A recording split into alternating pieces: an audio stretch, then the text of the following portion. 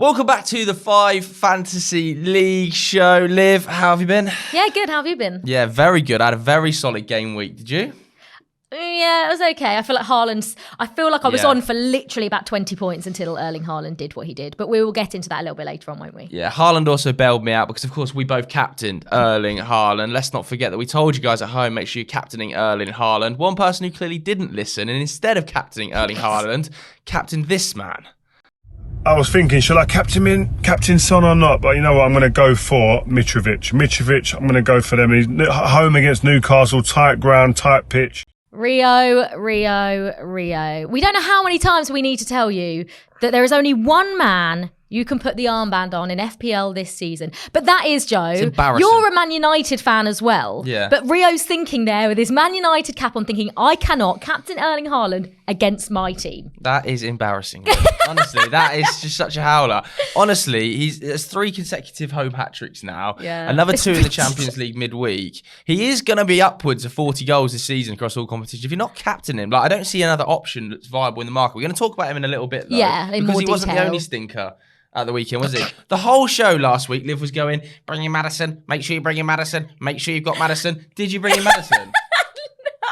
I hope you guys at home took my advice that I didn't take myself, because we were talking about the Bowen Maddison, and we'll get onto that little debate whether you're going for either or. But I was so tempted by James Maddison, that Nottingham Forest at home fixture, and I couldn't actually watch the game. And I just sat there in group chats were like, Maddison. And I was like, oh my, 18 points. I know. 18 points I missed out on. And now it's pointless because everyone's either got him or is going to be getting him, because Leicester have got a really nice run of fixtures. So I messed up big time with James Maddison. But I also got in your head and I was very happy about it, because you didn't put Dominic Solanke. Imagine my shock. Joe didn't put Dominic Solanke in his team. Everybody remember last week I was saying, I'm tempted by Dominic Solanke, very tempted. And they nearly had a penalty at one stage, Bournemouth, and he would have taken it as well.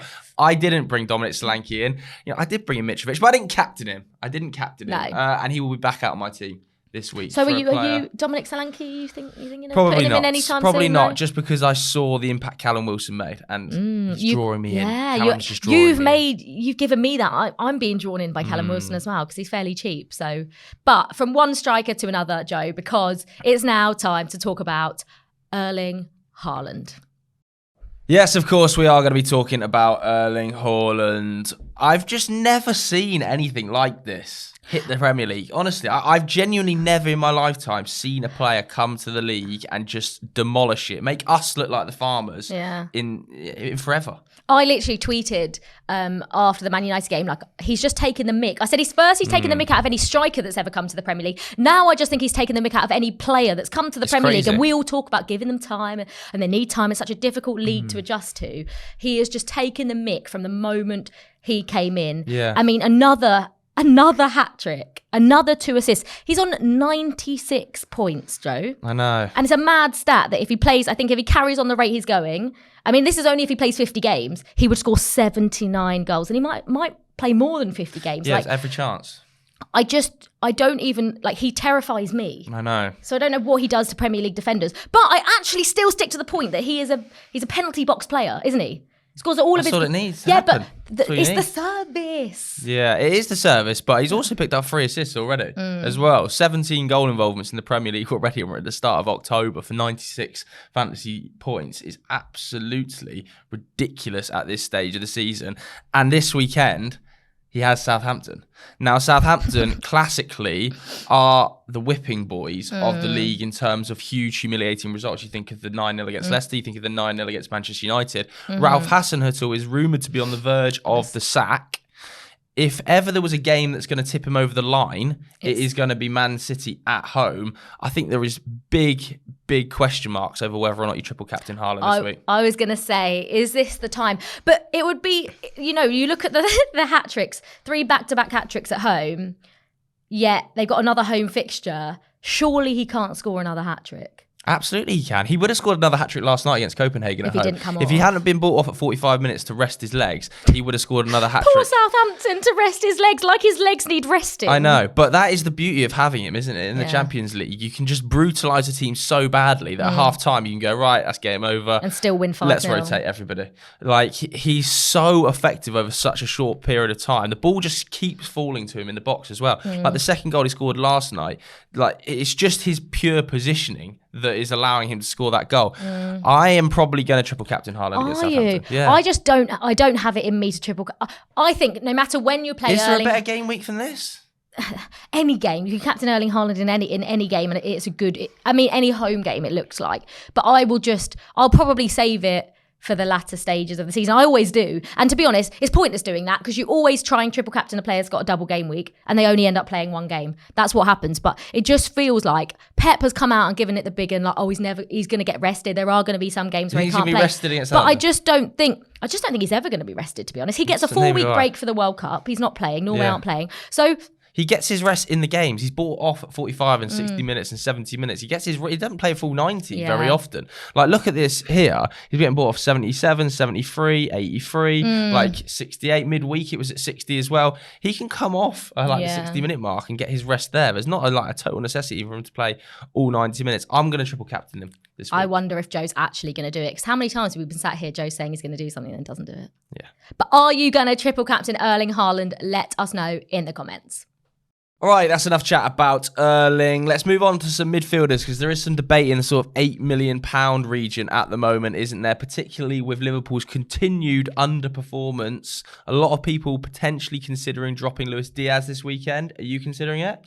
Yeah, I am. I was, like I said on this show last week, I was talking about giving Luis Diaz one more week. And I know he came off the bench and he did get an attacking return, Luis Diaz, and he has been Liverpool's best attacker this season. However, I just feel like it's not working for me. They've got Arsenal, which I think is a very, very tough game given the situation Liverpool are in and given the situation Arsenal are in right now. I still think it'll probably be a draw and I expect there to be goals. But I just think I'm looking at out of Maddison, Luis Diaz, Foden and Bowen, who are all literally 8.1 million now. Look at those fixtures for James Maddison. We spoke about him at the top of the show. Look at those returns. That 18 points is going to haunt me for a very long time. But look at those fixtures as well. Bournemouth away, Crystal Palace at home, Leeds at home, Wolves away. Now, I don't expect Leicester to win all those games because I think Crystal Palace is quite a tough game. But you don't need Leicester to win. And James Maddison seems to be involved in absolutely everything. And with those fixtures, I would be swaying towards him. And the guy that you had... That you hammered me for bringing in. No, I didn't hammer you. I just said I wasn't sure. And to Abused be me. fair, they are his first returns of the season, aren't they, to be honest? But they've been coming. Have from what? They have been coming. 2-2, 2-3, 2-2-2. They've been coming, have they? Playing well in the Europa. I think they honestly... The amount of chances he has missed, Jared Bowen, this season. No, I'm not jammy. I also look at West Ham's fixtures and I think that they're not too bad up to the point of, Liverpool probably. Because they've got But Liverpool, even Bournemouth, Man United. Yeah, but, like Fulham, I'm not going to be... in my head, I do want to get Maddison in my team at some stage, but I'm not taking Bowen out at Fulham at home. It's a pointless move, isn't it? To bring Maddison in. My bigger temptation is Phil Foden. Having watched him against Manchester United and the connection with Haaland, I do think that you've got to start considering Phil Foden because he looks so dangerous. I think the thing is with Phil Foden is in previous seasons, there's always been a bit of a question mark of whether he's going to start every single game. However, in the Premier League this season, he has literally started every single game. And so that's not a question anymore. Is he going to get started? It's quite clear that Pep loves to play him in the Premier League. He's one of City's most important players now. It doesn't really matter their fixtures because City are just brilliant. However, the blank in game week 12 is the one problem, thing. It's just the one thing that's putting me off Foden for now because after that, I'd be happy to get him in for that run of fixtures. Brighton, Leicester, Fulham, Brentford, Leeds. Do you know what I mean? I'm happy to triple up on City there because I've only got Cancelo and Haaland. But the game week 12 blank, when I've already got Cancelo, Haaland, Martinelli, I think I don't know if I've got another Arsenal player, but you don't want too many of those Arsenal City players, especially up until game week 12, I think. But after game week 12, Phil Foden could be a very, very good option. And also another good option is Wilf Zaha. I know, the run of fixtures is incredible for and Palace. he's cheap as well. So if he's like what? 0.6 cheaper. That's really bad maths. 0.8 cheaper than maths. yeah, that's terrible maths. Maths was never my strong point. Yeah, he's 0.8 cheaper. So if you needed to save money with these fixtures as well, look at that. I know, that's unbelievable. Even up isn't it? until you're looking, that's like way after the World Cup. But up until the World Cup, you've got their last fixtures here. All those greens could be a very good Even option. after the World Cup, he returns to Fulham and Bournemouth. Yeah. So is Wilf Zaha a good option if you want to say? Would you be going for Wilf Zaha over Maddison, Bowen, Luis Diaz? For now, I'm going to Foden. stick with Bowen, and then after game week 12, I'm going to try and get Phil Foden in my team somehow. Say you had none of them though. Who would you be going for? I would probably be going for either Maddison or Wilf Zaha. Okay. Toss of a coin between the two, to be honest with you. Wilf Zaha's fixtures are just so attractive, though, aren't they? Yeah. I do think of Maddison as being a slightly better, like, returns merchant. Like, even when Leicester are playing badly, he seems to like chip in with goals. But now, I mean, do you think, obviously people haven't missed the boat with Maddison because a lot of people transferred him in only last week and a lot of people will be doing it this week.